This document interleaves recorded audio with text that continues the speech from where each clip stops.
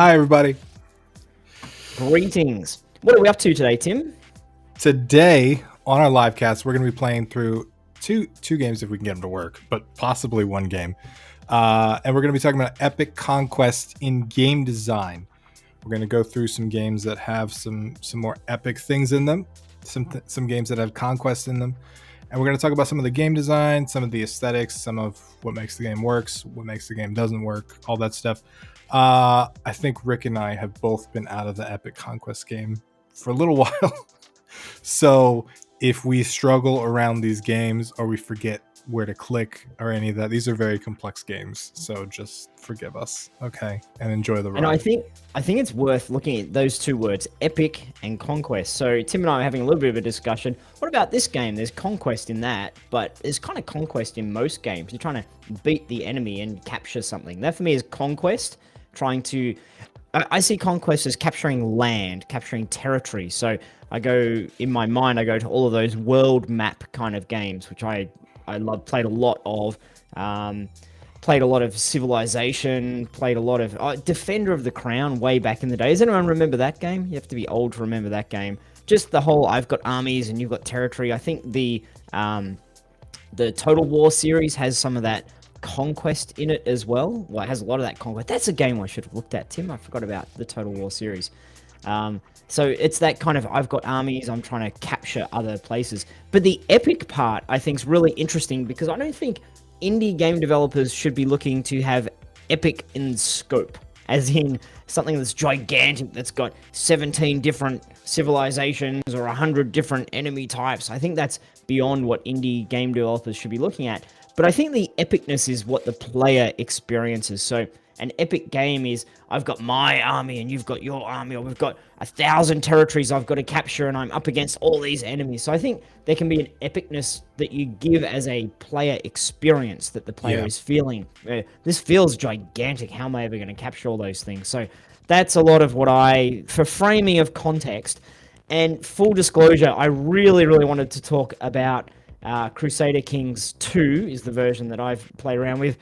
That game, if you've watched us on our live cast before, you've probably heard me complaining about it. I still don't understand how to play that game. It is hard as hell to figure out. I went and watched some tutorials. I fired it up. I got in there. I'm like, there is 1,000 menus, 1,000 buttons. It is a power user's dream. If you're into conquest, epic conquest, it for me is the pinnacle. And I was going to say, Tim, let's show a little bit of that today, but it would have just been me clicking around saying, what the heck is going on here? It's a veil. I'm an okay game player, but with that game, I just have no idea what's going on. So I'd put that right up there. In games I've experienced, that is number one for epic conquest, because it's so epic, I can't even figure out how to go from being a lowly duke or a count up into the king and the emperor. Yeah. Like, no idea. For sure. And some honorable mentions for me are Stellaris and Galactic Civilizations 3. Those are like big epic games on the same kind of vein as Crusader Kings, except they're in space. That's kind of my thing. Now what I'm going to play, I'm going to share this here real quick, is a game called Master of Orion. And this is a remake. Well, it's a reboot sort of, because these games came out in the 90s, which are pretty cool. And I used to play a bunch of space games and all kinds of stuff in the 90s. But this game is pretty sweet. Now, I got to give you the caveat that I haven't played a ton of this, so I'm going to be struggling around a little bit. But that's okay. I want to show off some of the game. Stellaris, I love Stellaris too, Gary. There was an update since I last played, and I tried to fire it up, and I didn't know what the hell's going on because they changed a bunch of stuff, so I couldn't show it off. So, folks are saying Crusader King 3 is more user-friendly. I might check that out. And also a question from Jacinto. Stronghold was great. I love Stronghold. I nearly showed that off, but for me, it's less about epic conquest. It's more about build a castle and defend your castle. It's a little bit more city builder in a way, and the experience I had of it. But yes, it's Stronghold I liked a lot. Stronghold 2, one of them was a bit disappointing. It was just full of bugs. I think that might have been Stronghold 2. Okay, so let's dive into this. I like that. That's a big sigh before you're like, okay. Well, because like Galaxy. Oh my god. Okay, I went back and forth on whether I should start a new game for you guys or we should dive into a game, and I think we're gonna dive into a game because this is a turn-based strategy game that takes a long time to get started, so it's complicated. Now, one of the things we're talking about epic conquest, so I just want to say, can you get more epic than this? This is an entire galaxy that I'm going to be taking over with my Well, space. technically, a universe would be more epic than a galaxy, but it seems that's splitting hairs, isn't They don't it? have Universal Civilization 3 yet, but they might one day. So day. the objective of this game is to take over these planets, right? And each planet has different things that they're good at. You can also prioritize different things by just dragging these little dudes into this little track here. We're going to come back to this because there's a whole bunch of stuff I want to talk about this, but it's kind of want to show you guys how the game works real quick. So you've got these planets that you take over. They produce different resources, and then you've got other civilizations that have other planets, and you can fight them. You can trade with them. You can, make treaties with them that you don't keep and use to your advantage because you're sneaky. You can do all kinds of stuff. You can build these little ships, and this is a colony ship, for example. So the colony ship can go and colonize different star systems. So we can send it over here if we wanted to. I'm sorry, I'm using the wrong button. And then if you've ever played Civ or you ever played any kind of game, different events will happen. They'll pop up, and you can view what they're talking about, or you can just skip them. They said an anomaly is here, so that's cool. We might check that out later, but that can give you different bonuses or award you to different things. Sounds like a trip to the local doctor. Talking about an anomaly that we might check out later on. Yeah, that could be good or bad, just like the trip to the doctor. So you never know. One of the things I really like about this game that is new to me for a turn-based game, I think the new Civs have this, but it's turn-based, and there's always a series of things you have to do in every turn, but it gives you this little button down here that kind of tells you what you haven't done. So like this ship right here needs orders, and it tells me that I haven't moved that ship yet. So I can go ahead and click, and I can move the ship, and then it lets me do next turn. Just take a moment to look at it at this stage, Tim. It doesn't seem overwhelming. So it seems there's a do this thing next, and here's the next turn button down the bottom. Okay, that's what I'm doing. Can you cycle through your units? Is there a next thing? You can hit. I believe there's definitely a button to do that. I don't remember. The other thing is these are all the events that have happened as well. So like it cycled through all my units that haven't been moved for me to move them, and then it gives me the next turn button. So I'm just going to go ahead and hit next turn. Because I think a lot of how we need to review these games from a game design lens is what's the balance between overwhelming versus like underwhelming when it comes to all the stuff going on. If you want epic, you need stuff, and this is why Crusader Kings is so epic, because there's just stuff and menus and buttons and drill down deep and diplomacy. It's just so much going on. It's so overwhelming that makes it so epic. So if you want your game to feel more epic, you need to have more things happening at any point in time. So looking through those, you can go play around with espionage, you can play around with diplomacy, you can play around with your resources. A lot of city builders have that kind of epicness as well, because you drill down into the stats and into the resources and how many of these people I've got and how many of those people I've got. So I think you need that depth, but I think good design, it has it sitting there, but it doesn't block you from progressing when you're in the early stages of the game.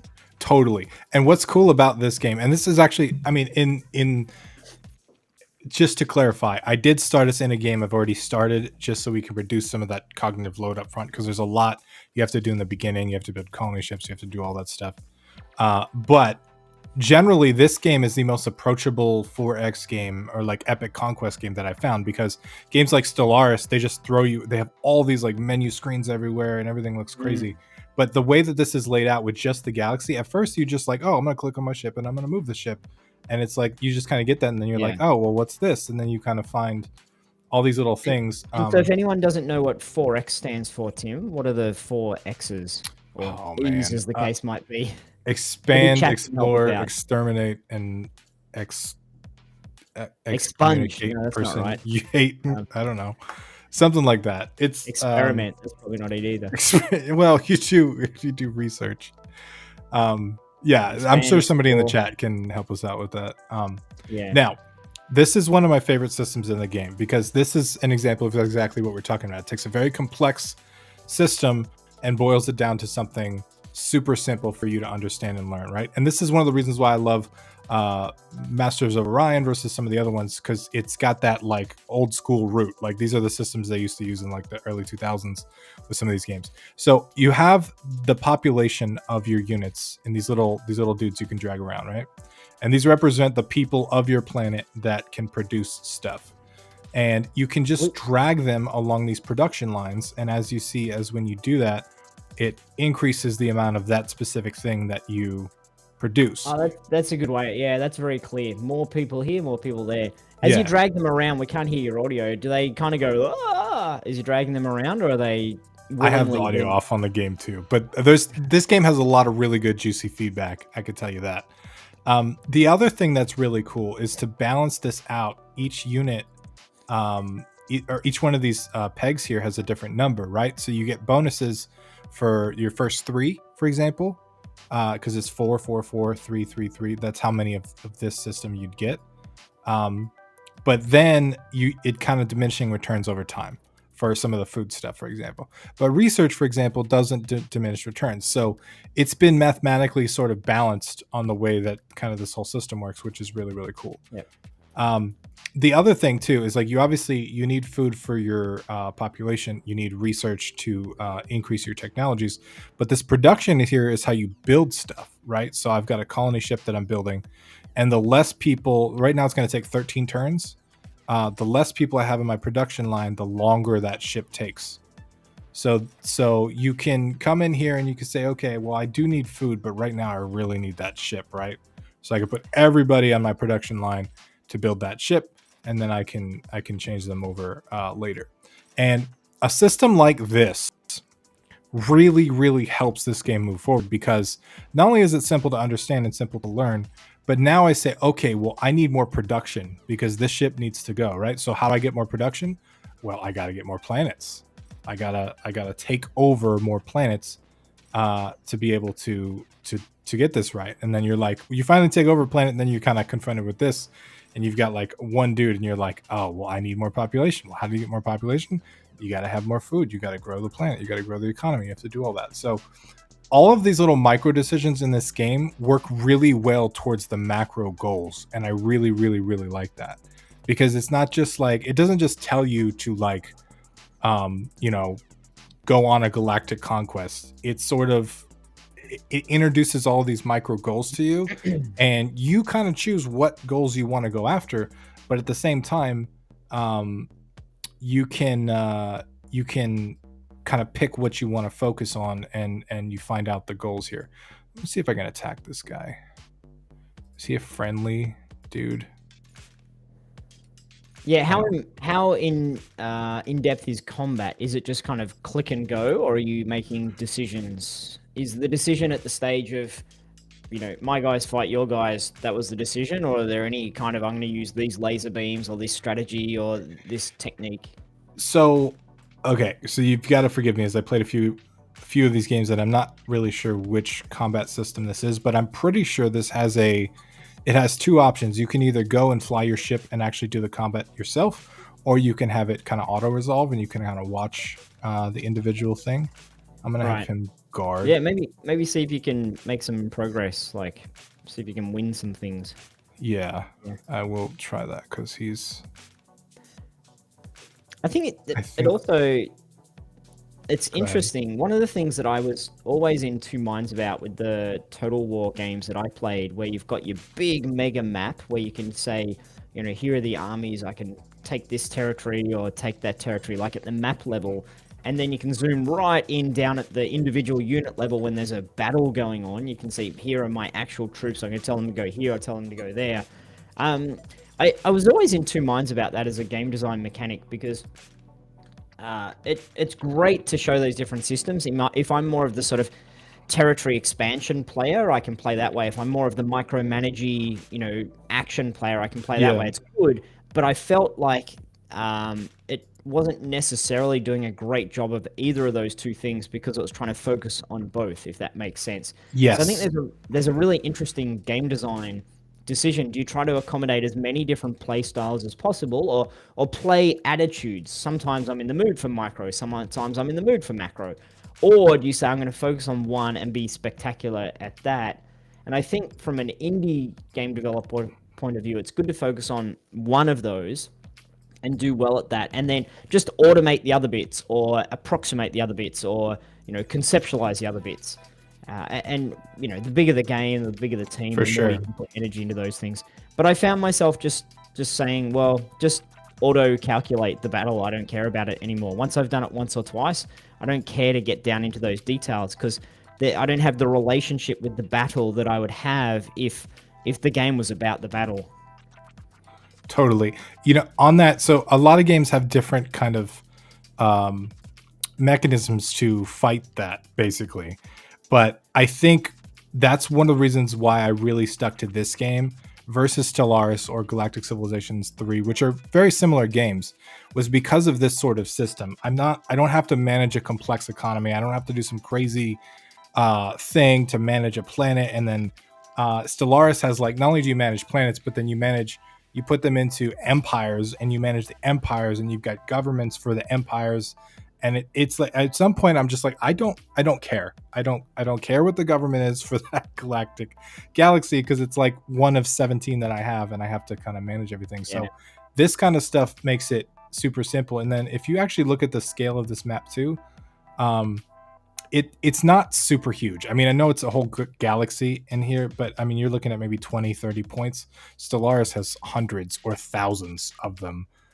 So it makes it much more complex to kind of figure all that stuff out. But one of the things they do is, generally, as you play the game, you get more and more automation. You unlock automation technologies, which allow you to automate, and you can set things like optimize for food or something, and it'll optimize the whole government and the economy for food. So then you start getting these abstract concepts that don't necessarily relate directly to the micromanaging stuff. So basically, a lot of the more complex games will start you off with a lot of micromanagement, and then over time remove that micromanagement and give you macro management, which is a good solution, but that's a very complex solution.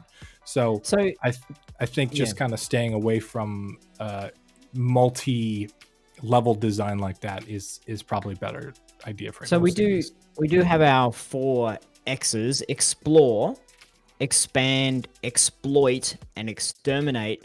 Which of those? Obviously, exterminate is the battle and the capturing side of things. Exploring is trying to find stuff and what have you. Expand your empire, and exploit, I guess that's a resources conversation. Which of those do you think technology would fall into? You were saying a bit of tech tree stuff. Is that exploit or expand, maybe? It definitely is probably related to all of them in different ways, because there's technology for each kind of one of those. So there's definitely exploration technologies, exploitation technologies. There's a lot of stuff like that. I think we've got a pirate ship coming up on us somewhere. I have to be careful. Yeah, the other thing is, this game is turn-based, right? And I enjoy turn-based games because I can kind of think through everything. I think a game like this wouldn't be as good if it was real time, because there's just too many decisions to make, right? There's way too many things that can happen. And if everything was happening in real time, you could be like sitting here looking at your planet and trying to figure out production.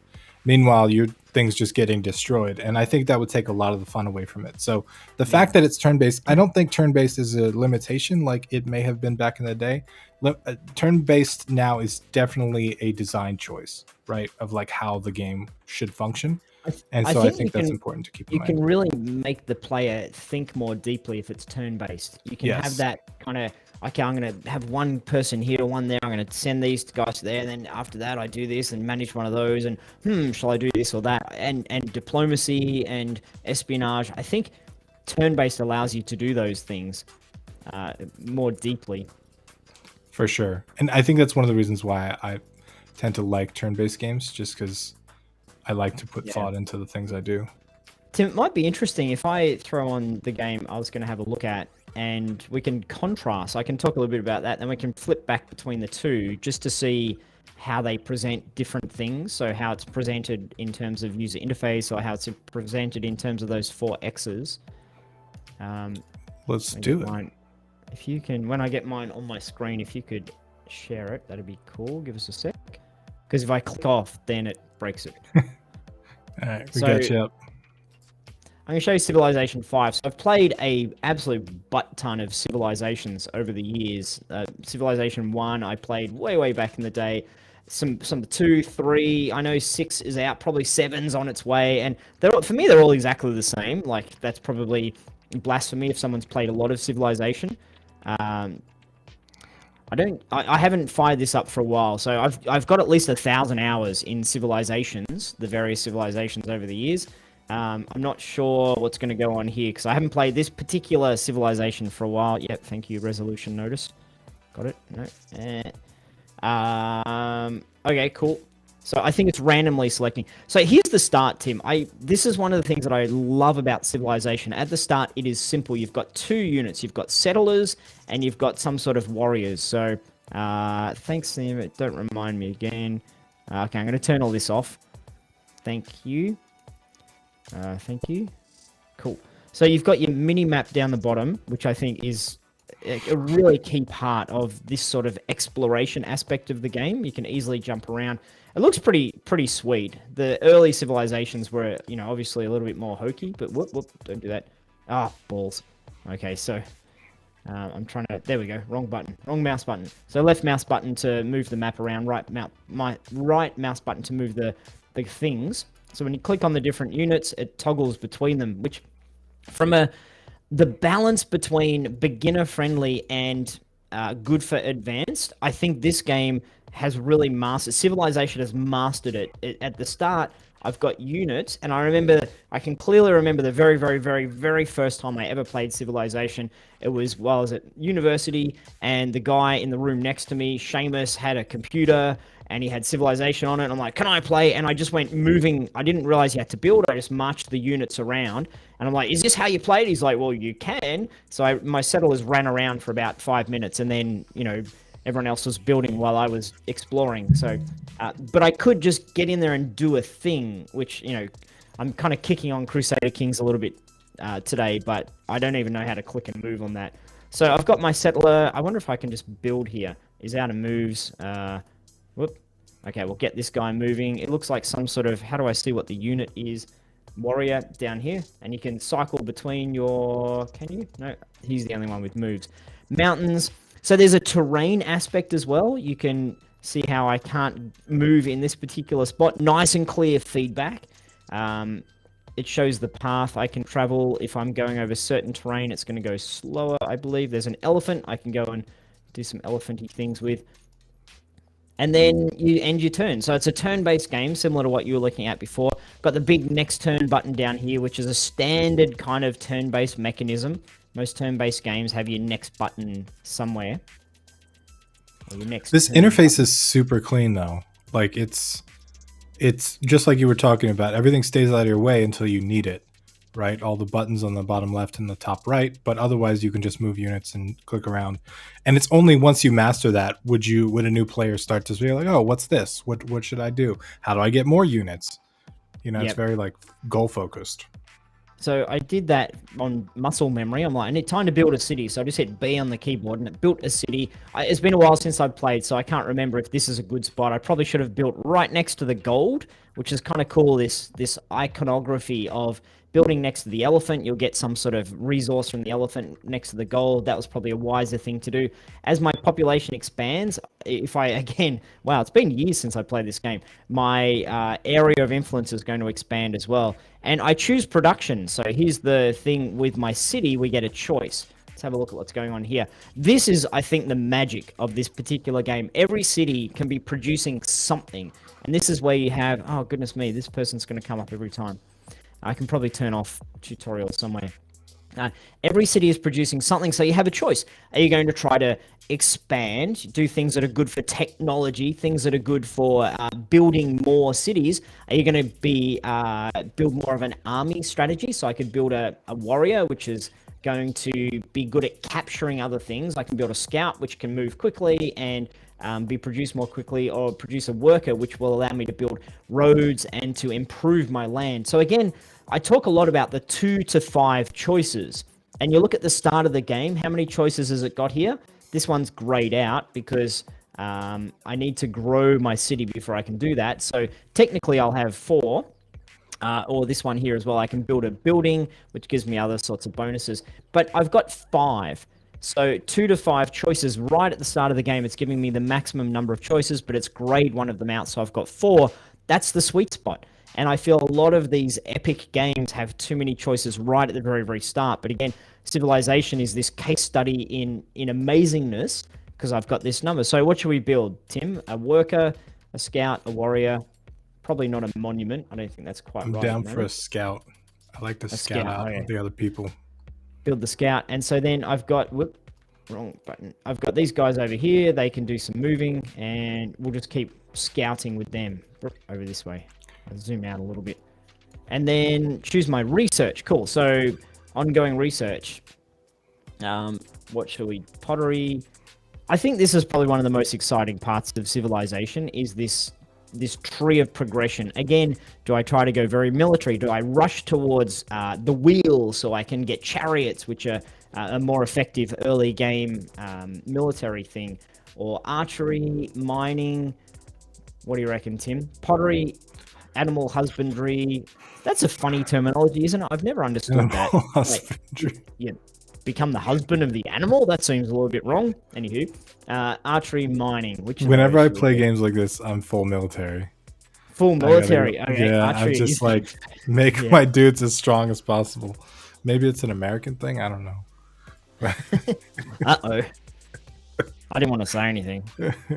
And the game's slowly introducing interesting things to me as well. So it's introducing the fact that we're at 3920 BC. So we're in a certain age, but there was no complication on that. It's just at some point I'm going to realize, hang on a minute, we're in the Stone Age or in the Iron Age or the Copper Age. I don't think they're actually the names for the ages, but you get what I mean. Oh, okay, our first battle. So the game's taken a moment and it's introduced this concept of diplomacy. We are neutral. Welcome, stranger. Keep an awe at my power. Declare war. What do you reckon? Surely we declare war, don't we? Being America. We're even playing as Washington. Yeah, okay. We shall conquer you and destroy you. Are you sure? Yeah, we're sure. What else would we do? America. Okay, very well. Negotiate peace. No, that's too late for that. Send in. I nearly got political. Decided not to. You've declared war. Next turn. How do you normally play this type of game, Rick? Are you very diplomatic? I'm much more of a. I like to. What's the terminology in these things? I like to boom. I like to build as many cities as possible. I like to just expand. I'm an expander. Just try to get out as fast as possible, and not so much. I'm not a technology rusher. I'm more of a get as much land mass as possible, as many armies as possible, and just kind of wait until the very, very, very last minute to have a big fight, and then just crush the opponents. That's more how I do these things. You said that, but then in Line War, you just started sending nukes over my way and just bombing everything that I owned. That's because I was channeling my inner America. Oh, goodness me. Okay, all this stuff. So at some point, we've got advisors we can look at. Let's have a little bit of a look at our menus here. I'm not going to full-on play the game. So we've got one person. Again, there's probably, I don't know because I didn't set up the parameters for this map, but you can have, one opponent or, slash other civilization, or you can have a whole bunch of them. You can even play this game multiplayer, which is cool. And at the moment, we've only found one, so there might be a whole bunch of others out there. I don't know. I've only come across one, so the game's not showing me everything at this stage. What else we got? The advisors. This is a nice, clean way of, okay, do some things. Let's go for war. This is Tim Ruswick here. We should rename him that. The other ones we don't even listen to. They don't even get into the throne room. It's just Tim Ruswick's telling us stuff. It just says declare war and everything. Here we go. Let's have a fight. Oh, next turn. How far away are we from our scout? I shouldn't have let you build taught me into building a scout. That's not very warlike. Uh-oh. And now our city's undefended, so I'm pretty sure they're going to come and raid us and we'll lose the whole game. But next turn. Yep, they're coming for us. Oh, Tim, what have you done? How does hold on before you get slaughtered? He's a scout. Okay, I don't think the scout's a very good defender, but we'll leave him in the city. Now, what can we do? Click on this to have the city conduct a ranged attack. Oh, okay, yep. Let's do some of that. Boop.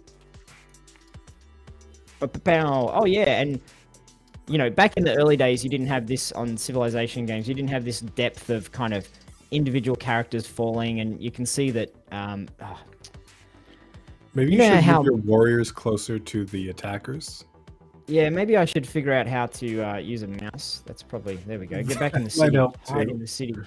I think we have a city bonus. I'll choose production. Now that we finished that, you know what? We need to get a. Normally, I'd be building Another workers. scout. Go. Like, I wouldn't have attacked these guys. I'd be all peaceful. I'd be like, yes, America wishes to trade with you. And then I'd just be building up my nukes. And then one day I'd be like, give me all your things. But Wait, probably so be hold more on though. worried. Is the only thing you can do inside the city is just build units? That's it? Oh, that's a good question. The city. Oh goodness me.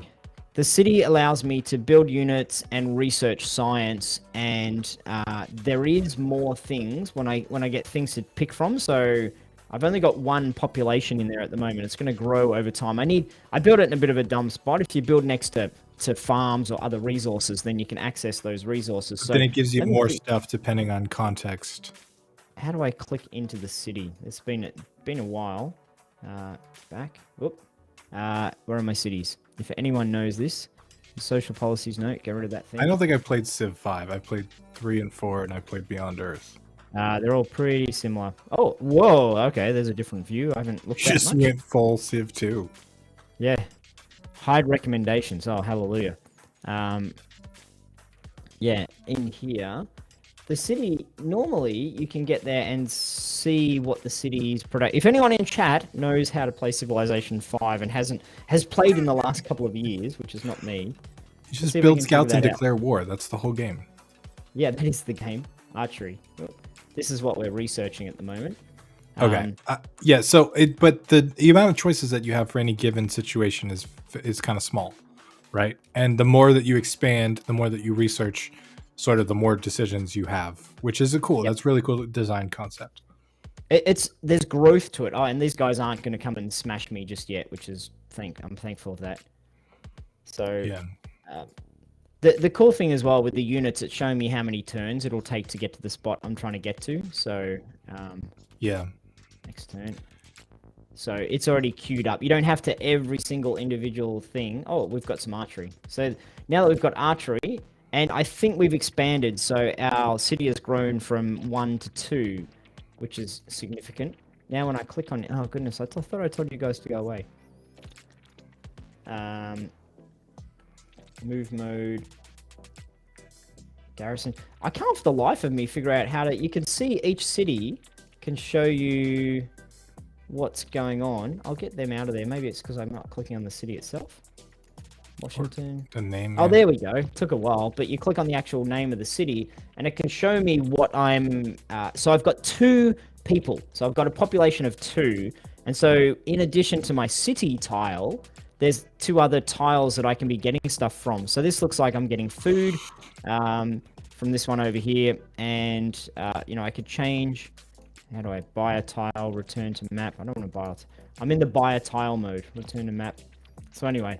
I won't try to dig into that in too much detail because I'm a little bit clunky because I haven't played for a while. But that's the essence of it. And from a game design view, what can we learn from this? I think we can learn that even if your game is this epic, massive, amazing, huge conquest type game, you can start off in a meaningful way where you've just got a couple of units and there's really interesting choices. I actually like the first quarter of this game more than the last, say, 2/3 of it, because I like where shall I build the cities and what paths shall I take and what decisions, and any decision, all my diddling around at the start here where I took too long to do particular things, that has a consequence because it slows you down. I could have built faster and been off attacking or capturing or expanding. Well, Rick, So, you brought up a kind of a hallmark of this genre, and that's the fact that the beginning is usually way more fun than the end in all these types of games. These games have sort of a design flaw in the fact that there's no really good way to end these, especially with like diplomacy and stuff like that. Those kind of victories just feel so stupid. They feel so empty, right? Like when, I've like been diplomatic and then but this guy was more diplomatic than me and then I lost. And then it's just like game over. Or the monument thing, like those are cool. They're good ways to end the game when you can't figure it out. But even like the military victories and that kind of thing, you can usually clearly see the writing on the wall when it's about to happen, right? You can see like this guy's got way more units than me. He's got way more stuff to me, and it's just a matter of like clicking end turn until he just destroys you, because like there's not coming back from some stuff. So a lot of these games struggle from that late game kind of boringness, and I think most people don't finish these games. Actually, they just kind of play them until they're boring and then they end, which doesn't make them bad games. It's just interesting that a genre can exist with sort of a gameplay loop that doesn't have a satisfying ending. Like a lot of times people think of like the game ending as one of the more important aspects of it, but in this genre it's really not about the ending. It's about the kind of beginning and the journey. Yeah, exactly. And this, you can play games like Civilization and all of these epic conquest games. You can play them for a long time, like hundreds of hours for one particular world game, because the game can get into balance, and you can appreciate that. You can rush to the, I think Civilization, it's all about, if you get to the rockets and you launch and you go, you'll do much of damage. Oh, okay. I want to attack anyway. Let's be stupid. Oh, he was advising me not to attack, but now that I've attacked... Oh, so I really like the representation. One unit, one unit. Yeah, so I was just reading the chat just now. Civilization, and a lot of these games, Tim, have many different win conditions. It's not just a case of there's one way to win. You can win by defeating all the enemies. You can win by, launching into space. A new... Declare war, America. That's not how to play this. Don't declare war on everyone. That's quite foolish. No, you make a peace treaty with them until you have a good army, and then you attack them. Yes, that's true. So I got a whole bunch of gold. So, there's other things that are slowly being revealed in the game to me, like the amount of gold. Where is gold? Up here in the top corner. So gold's a resource. It's important in order to do things. We have the golden age that comes around. When you have a golden age, you get a boost to all of your things. You produce things quicker, which is pretty useful. I've got culture points. Culture allows me to build it. So there's a lot of depth in it. There's a lot of resources you need to have in these epic conquest games. You need to have some sort of resource, something to manage, something to gather, something to what I don't say the word manage expand, again. Exterminate. Yeah, the 4Xs. Yeah. So if you get a lot of 4X things in a 4X game, it's a good 4X game. So what else can we take away? The comparison between this game and the game you were looking at, for me, the big takeaway is show the player at the start just what they need to show, have other things available, but have them kind of tucked to the side. So the person who's already played the game a bunch can get there and be like, oh, I know I need to go check diplomacy straight away because it's up there. But the player who doesn't know about diplomacy yet, it's not in your face, it's not getting in the way. I like this mini map. It allows me to jump around if I get lost. And I like that all of the user interface is very obvious what's going on. Red barbarians, they're the enemies. My characters have an icon above them. This is my sigil, my icon. This is the new folks that we've encountered. They've got their icon. It's clear around the city. Here's the influence area. The elephants, we're not saying let's have the elephant the right size, although no, the elephants relative to the people might be the right size, and the sheep, but you can see that we're about, 3 times the size of a tree. So there's a lot of abstraction going on here. There's iconography or representation as opposed to having it look perfect. I think sometimes we get precious about, that doesn't look the way it looks in the world, but who cares? It's a game and we're being representational. So I think embrace that. From that point of view. I think making something that's easy to read in a lot of cases supersedes how realistic it is. Because like if they did make the people, imagine if the people were under the trees, like that just wouldn't make any sense for gameplay. Wouldn't be able to see them. So like, fight. That's exactly not how to use archers or scouts. I think they were. That's a bad way of doing it. Yeah, so anyway, it's a little bit of a trip down memory lane. Haven't played this game for a while, but Civilization is it's the all-time classic, I think. This for me wins the epic conquest battle of what's the most iconic game in this genre. The game you picked wins the battle. Well, I will say on Civilization, there's a podcast called Designer Notes, which I've talked about a ton. It's run by a dude named Soren Johnson, who's the lead designer on Civilization 3. And it's really worth listening to because there's specifically, there's a 5-part episode, I believe, where he interviews Sid Meier, which is a creator of Civilization. And it's like 5 hours long. But Sid Meier goes through his entire game catalog and they talk about the design of every single game that he made and several civilizations. So I highly recommend that, and specifically the Sid Meier episode because it's fantastic and it goes through all, like, they invented this genre basically, and it was, you know, early days for all that stuff too. So it's really worth listening to. I think generally bigger, more complex games, they really do shine in their first hour. Because if you can get somebody hooked in the first hour, even if your systems are complex enough to where you need to learn stuff or you need to watch YouTube videos, which is not the best design, but it happens in more complex games. If you can get somebody hooked for the first hour, they will put in the research to figure out your game and they'll go through that. If you can't get them hooked and things are confusing and all that, it's going to be really hard to get 10 hours out of somebody that can't even give you a half hour, right? And it's critical as you're developing your game that you have every week, every 2 weeks, every month, whatever frequency, you have someone who hasn't played your game before playing your game, and someone who has been playing your game before, which could be you playing your game as well. Because if it's only you playing it, at some point you're going to say, I forget that at the start I didn't know what I was supposed to be doing. So you have to have those fresh eyes regularly looking at your game to say to you, this is too confusing, this is overwhelming, this doesn't make any sense, or you know, there's not enough for me to do, this is boring. So it's really, really important you get into that flow. And I think that's not natural for game developers because, like, well, there's so much to build. I'm not ready for people to look at it. But you've got to keep that fresh input of the game, or else your game ends up you end up making the game for you 2 years on, and you know that can break the game.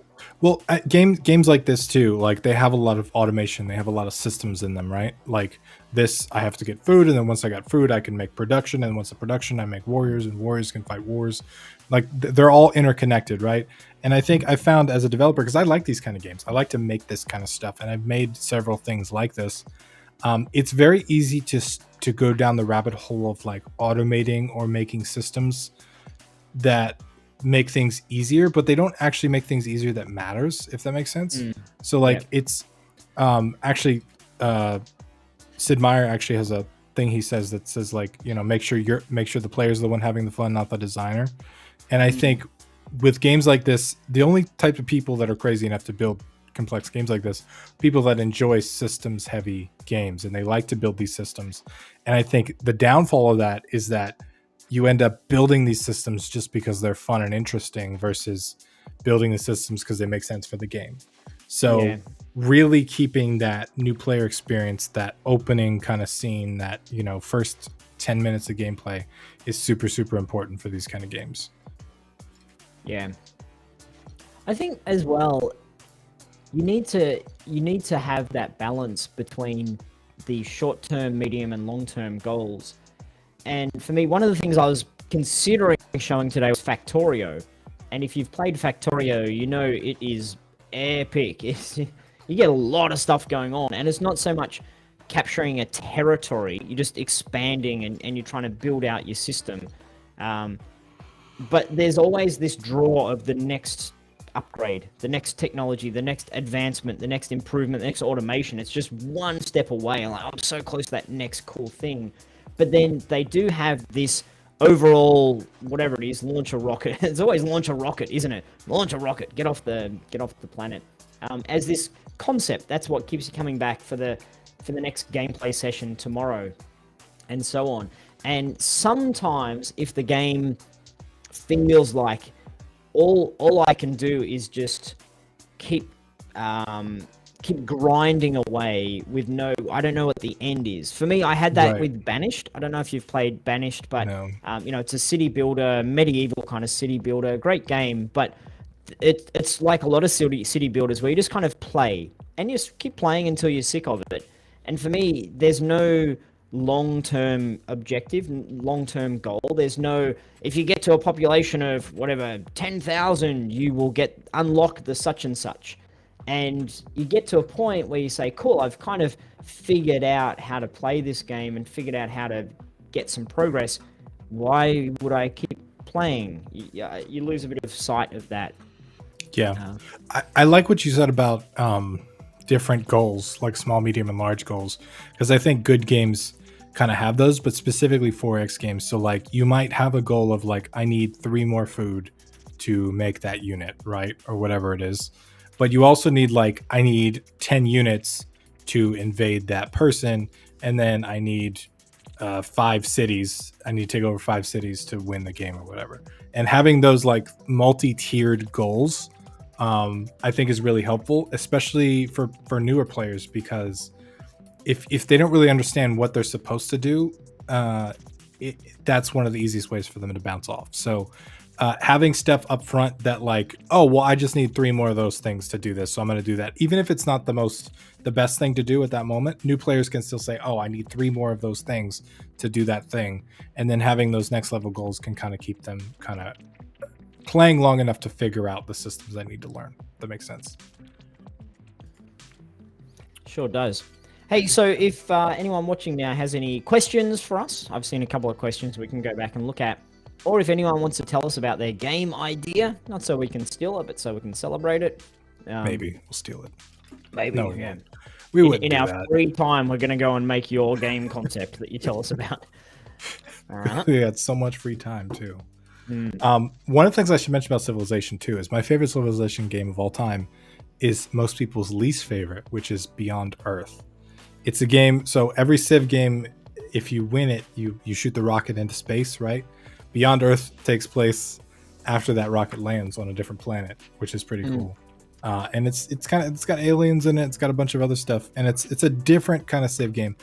Obviously, I'm biased towards science fiction. All of the 4X games I play are like science fiction, but still, I like the systems in that game because they're not traditional Civilization to me. The whole Civilization vibe with all the world leaders never really jived with me, because it's like, yeah, people were talking about Gandhi and stuff earlier, and you know, Gandhi shooting rockets is kind of like, wait, what? Yeah, it's interesting. I love the world history, you know, going from civilization to civilization, or the medieval type games, knights and swords and horses and castles and all that kind of stuff.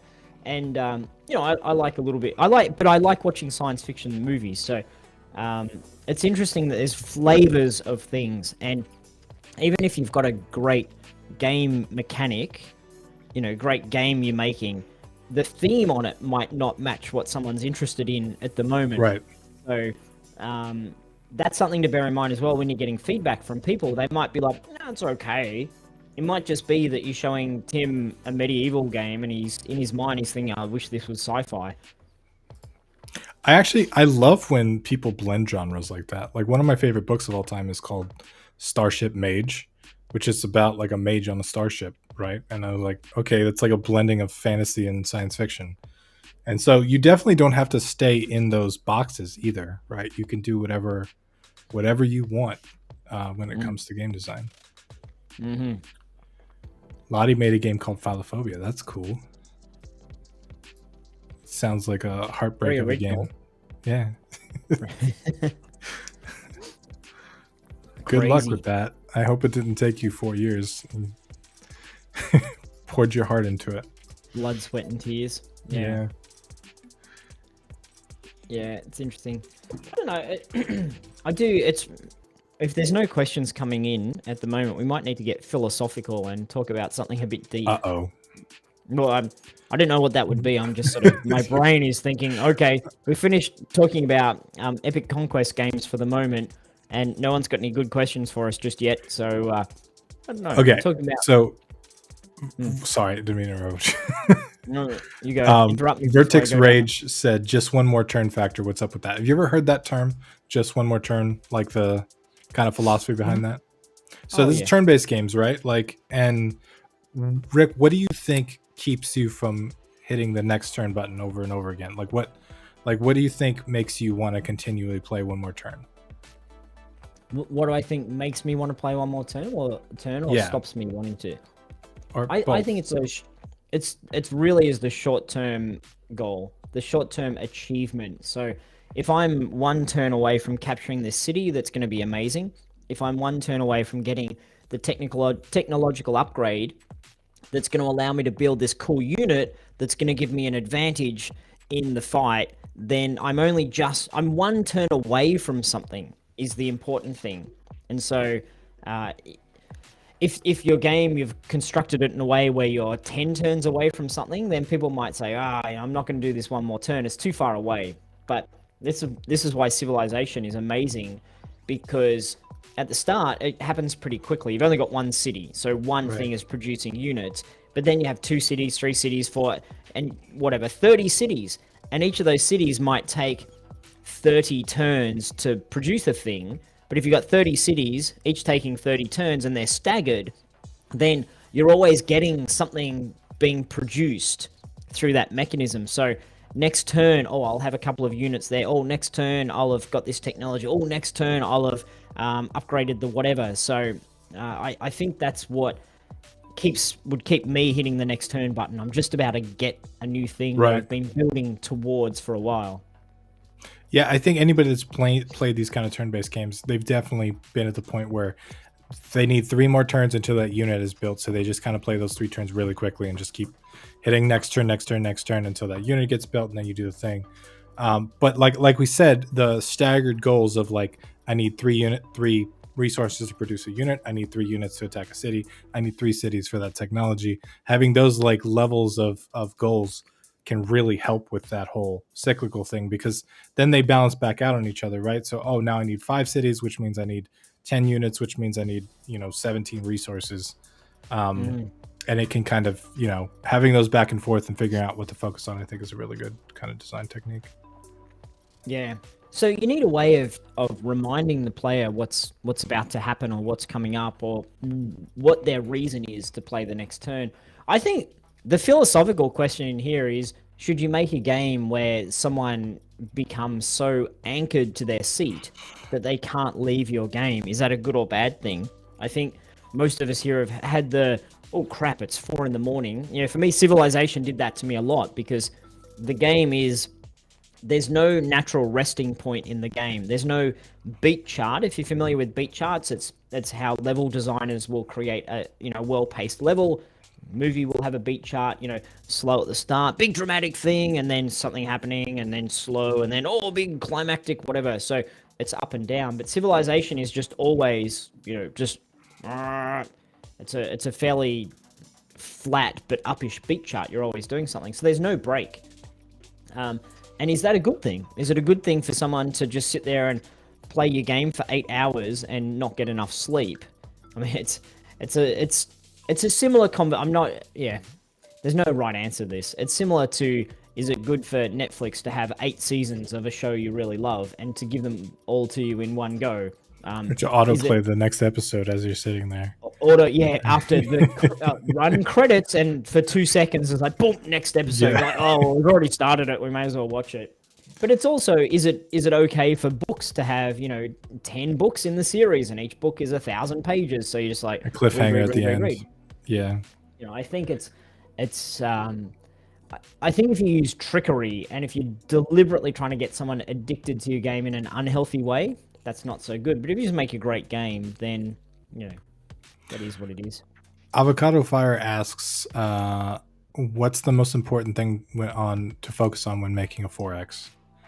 I'm guessing she means one of the 4X's things, or which X is more important in the 4?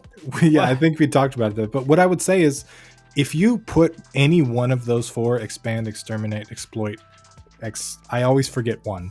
If you put any one of those as the forefront of your game, as like the main design pillar, and the other 3 kind of sit in the back, you'll make different games for each one, right? And I don't think that's a bad thing. I think if you really focus on the explore aspect, but then minimize the other 3 or even exclude some of them, you can make a really cool exploration game. If you focus really on the exterminate, right, you can make a really cool like military or war game. I don't think there's a more important one. I think one of the reasons that makes these 4X games kind of so popular is that they have those 4 elements, and different people like different things out of the game. And so they have elements for kind of a wide variety of people. So I don't think you have to include all of them. I don't think any one of them is more important. I think the ones that you make important is going to determine quite a few of the design decisions you make for the game. So it's not about what's better. It's about like what makes the most sense for what you're trying to build. I think as well, for these sorts of games, the most important thing for you to figure out early in your prototyping is what is the interesting decision that you're giving to your player in the first 10 minutes of your game. So later on, you can have, when someone's played for 3 hours, you can have interesting decisions of, do I, conquer that or conquer this, or, go to war or not.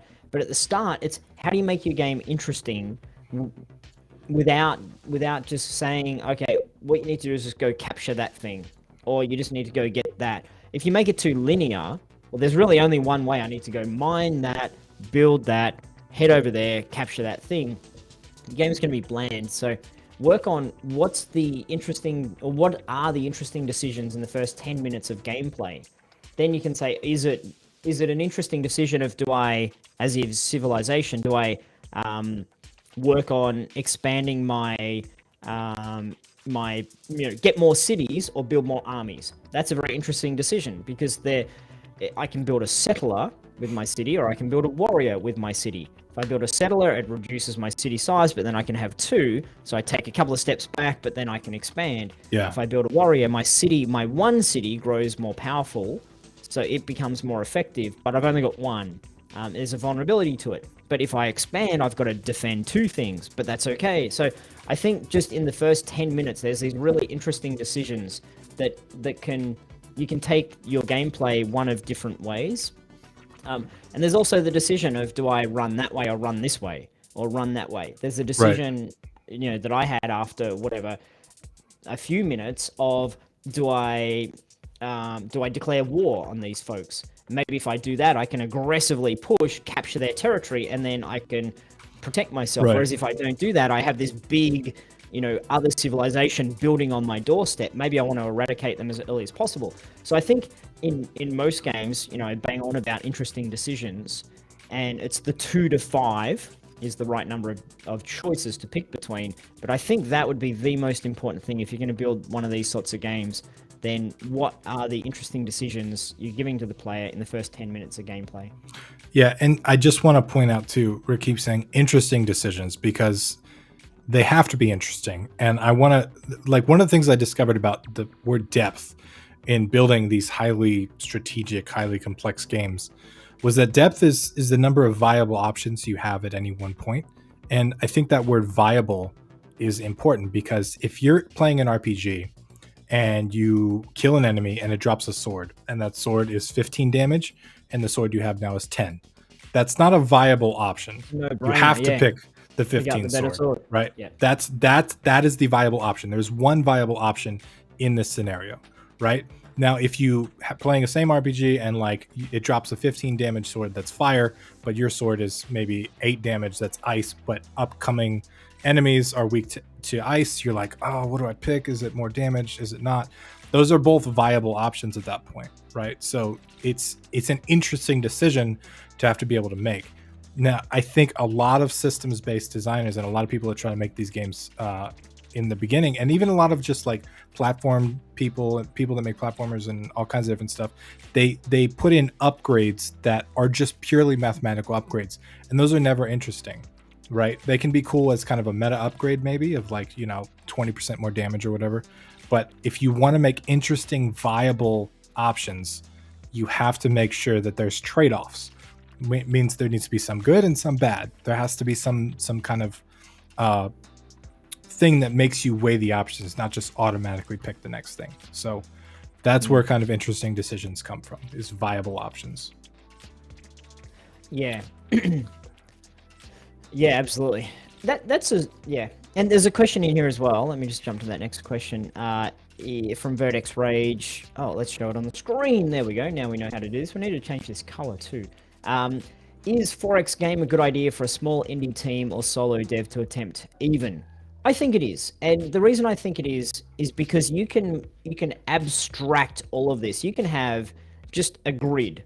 You can do it hex, and in Unity it allows you to do hex and allows you to do tiles. So you could have this as a 2D game. You can do it with tiles. You just have a 10 by 10, whatever, 100 by 100, but 10 by 10, and then you have it all representation. So I've got a circle, that's me, and every, I don't know, 3 turns I produce another circle, and over here is the enemy. They're a square, and the enemy, when they land on a new space, they have to stay there for whatever 2 turns, and then it turns into their square. And then if you've captured the square for 3 turns, it produces another square. Okay, the square and square, I'd mix that up a little bit, but capture a territory. So you can start off by that and just say, okay, I'm producing things and I'm capturing things. There we go. There's no decisions in this yet, but what if I put the 2 of us right next to each other? What if when you have a fight, it doesn't just, you kill me or I kill you and game over, but it locks us together and it fuses all these tiles so they all turn gray and no one can ever use them ever again. So you can just go through that flow and you can design this in your head, you can design it on paper.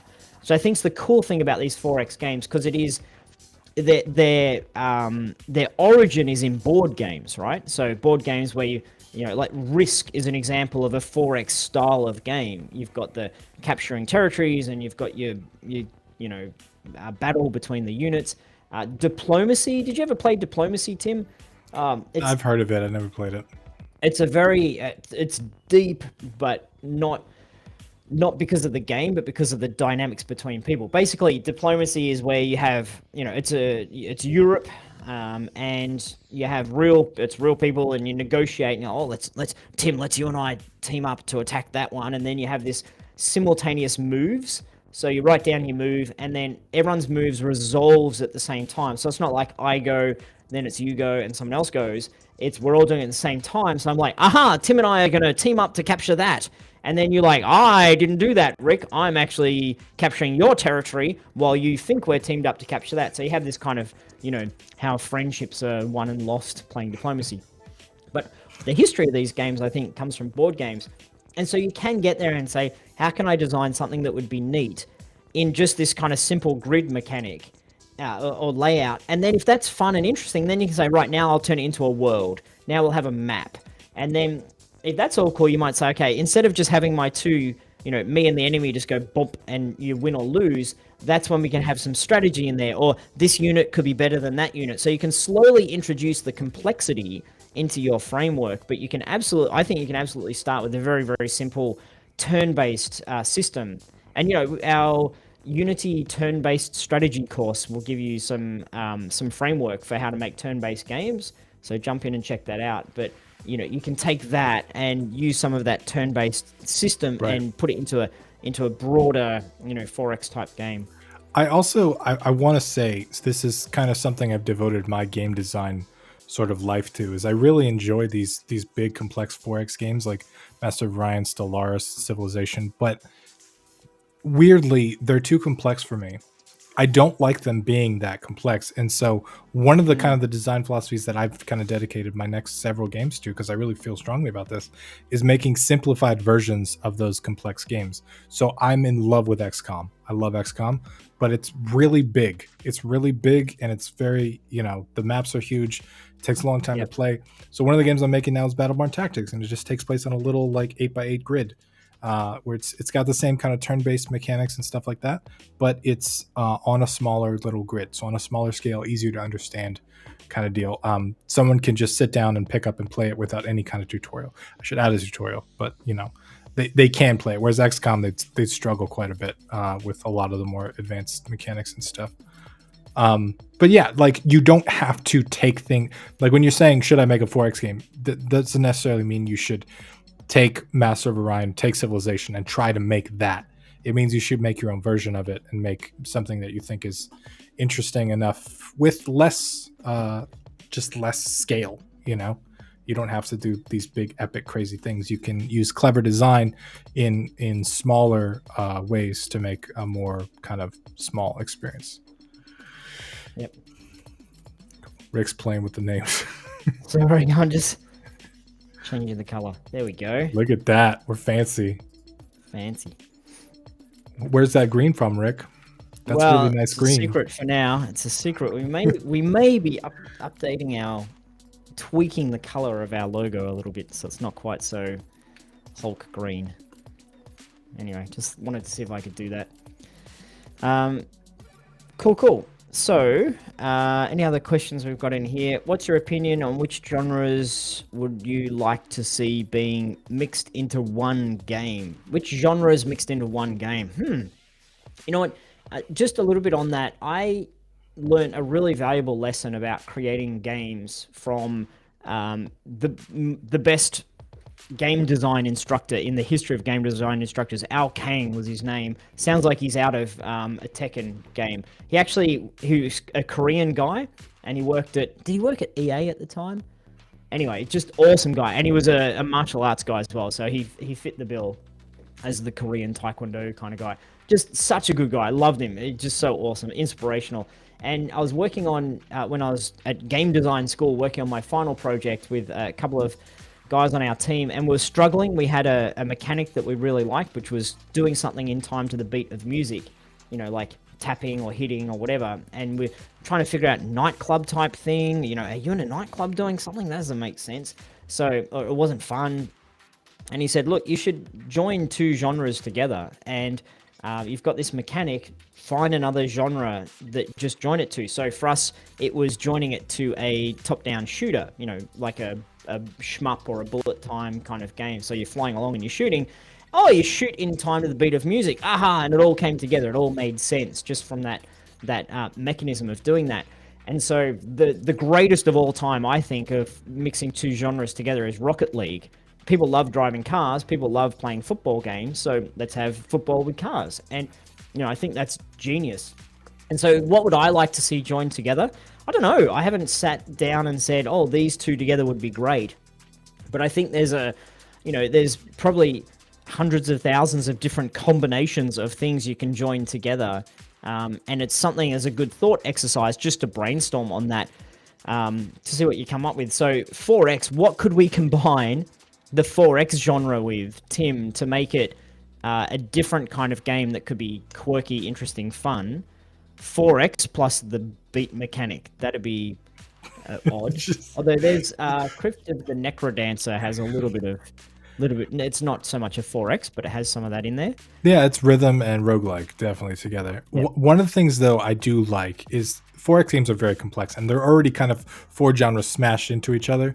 Yeah. One of the other kind of similar things that you can do is you can take stuff away, right? I think that's really how you get solid game design, is by removing stuff that you think otherwise doesn't make sense. I see a lot of card games do this. Like one of the coolest creativity exercises ever is take a game that you like and just ask the question, what would this game be like without that mechanic? So in like, if I'm playing the Pokemon trading card game, right? Like I'd be like, what would this game be like without a deck to draw from? What would this game be like without the prize pool? What would this game be like without the bench? What would this, like you can remove stuff and pull stuff out of it. And suddenly there are a lot of implications. If you look at it from a design perspective, you can see the holes that mechanic or that piece filled. And you might see some other opportunities to kind of add stuff in there, if that makes sense. Vertex Rage was saying 4X plus RTS. I think that's what the Total War series is.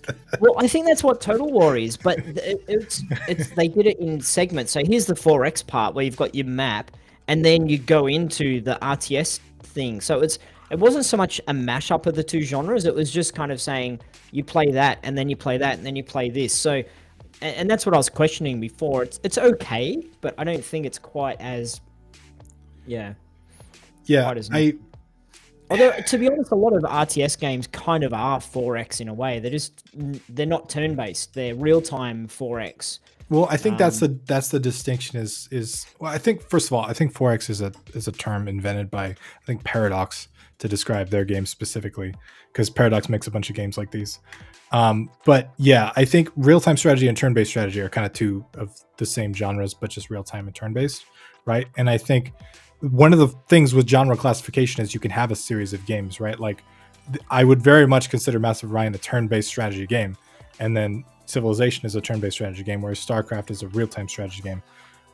But they both have like 4x qualities, right? Like StarCraft for sure could be considered a 4x if you just go through the 4x system and be like, yeah. So it genre genre classification is like weird, and we could talk about it all day. Rick and I have argued about it before, but I think it's less important than making something interesting and compatible with an audience, right? So some people really like certain aspects of it. Like I said, the exploration could be a whole game.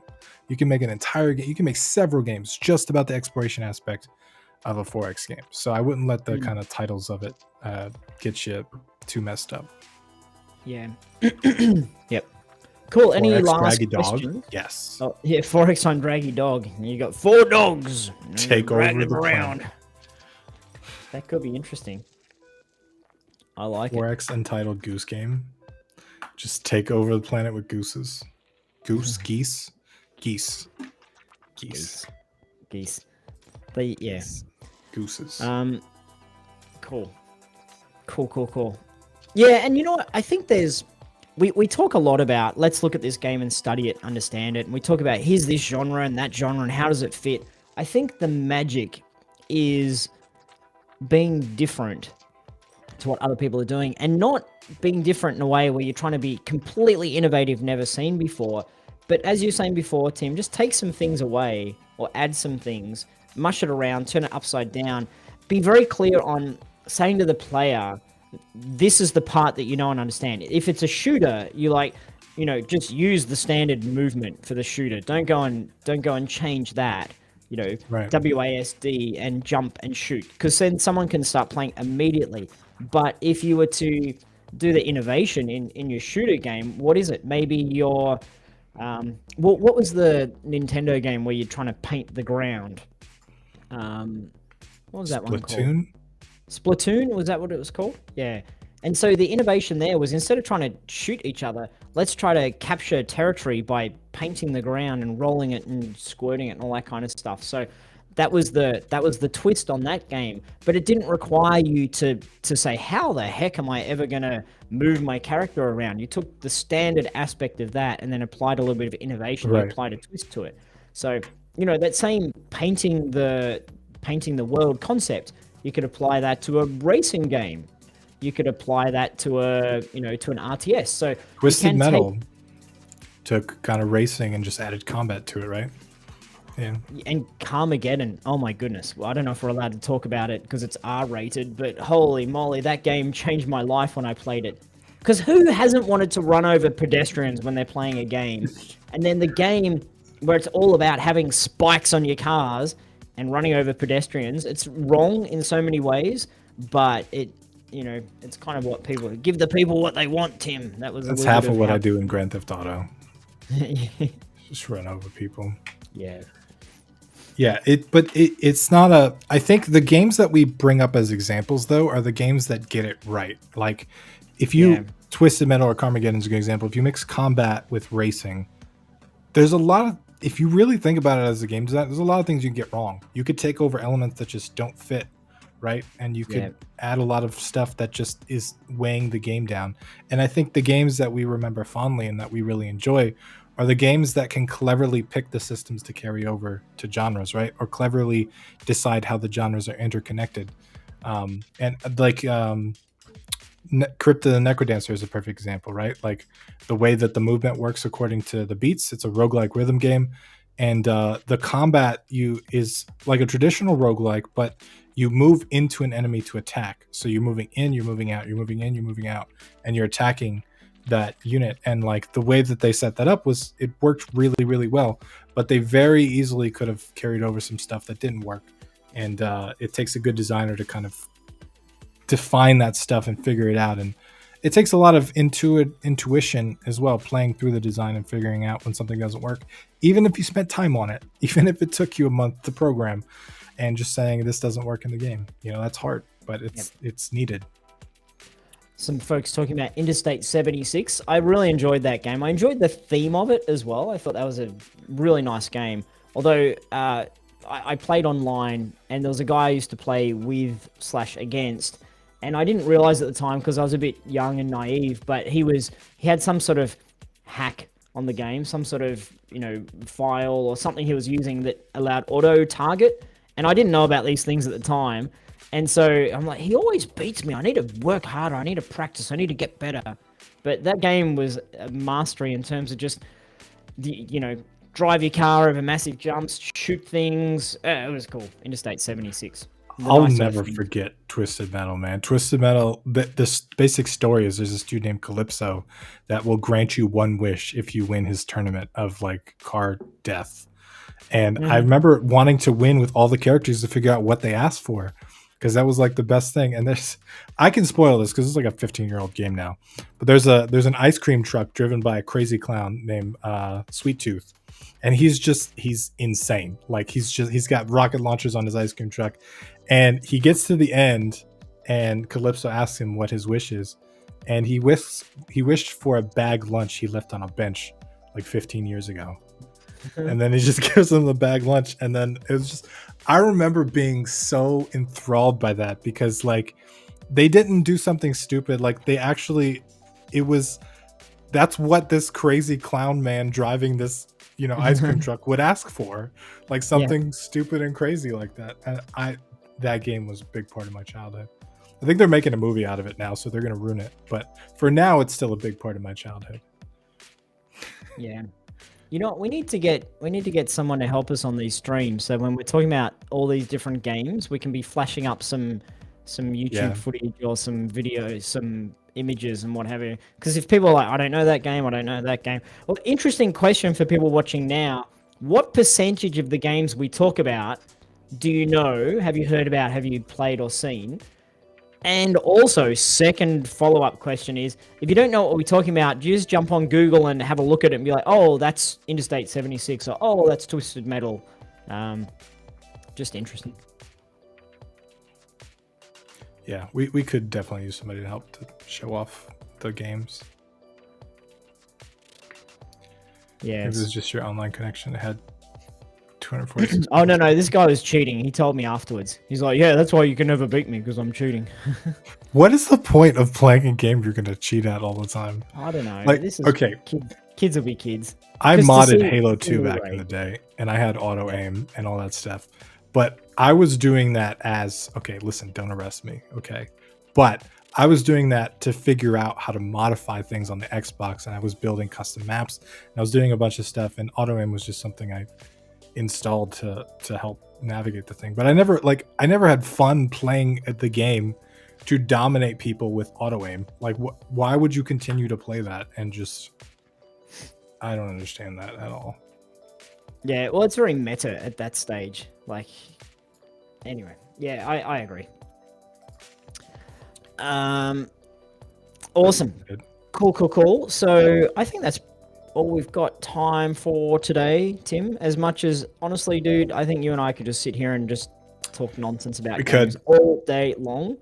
And I think there's at least a handful of people that would sit here and listen to us instead of doing their work all day long. But we shan't, and we can't, and we shall not. I'm going to go back to playing Civilization as the Americans and see if I can dig them out of my overly aggressive strategy that I had. Where it's all about just attack everyone. It's like, wait. We've had some elections. We've kicked out that guy. We've got a new guy in who's a little bit of a pacifist, and we're going to be a little bit more sneaky about how we're going to fund terrorists as opposed to, building a military. You're going to get yourself in trouble. No. Have I said anything wrong yet? Yes, next week event, if you don't know, we're Cult of the Lamb with Yasmin Curran. We're going to go through that game and kind of some of the design aspects of it and all that stuff. It's going to be fun. Yes, awesome. Any new course announcements? New course announcements. No new course announcements just at the moment. We're working on stuff. There's things we're working on. We may be There's working on things. a new Unity multiplayer course. So if you know Nathan, give him a message. Nathan, where's my new multiplayer stuff? And a couple of Unreal things. Got some Unreal things going on. Also, that one thing that they'll like that we can't tell them about. Oh yeah, the what? The The thing we one can't talk thing. about. Just shh. Just yeah. We can't. Yeah. There's that thing. Yeah. Secret. Awesome. Cool. Well, Tim, thanks for hanging out today. And everyone who's been watching us live, thanks for hanging out. And everyone who's watching us not live, thanks for hanging out. If you wouldn't mind doing us a favor and hitting the thumbs up button, or what do we say? Smash the thing and whatever. Like, and do but the if we get to thing, 3,000 gross likes, stuff then Rick's gonna grow some hair. out of my butt. Whoa. It's already there. Don't need to do that. So, yeah, that'll help us out. So cool. Right. Thanks everyone for hanging out with us, and we will catch you all next week. Where we have Yasmin joining us to talk about good stuff next week. It's gonna be exciting. I'll see y'all y'all next later. week.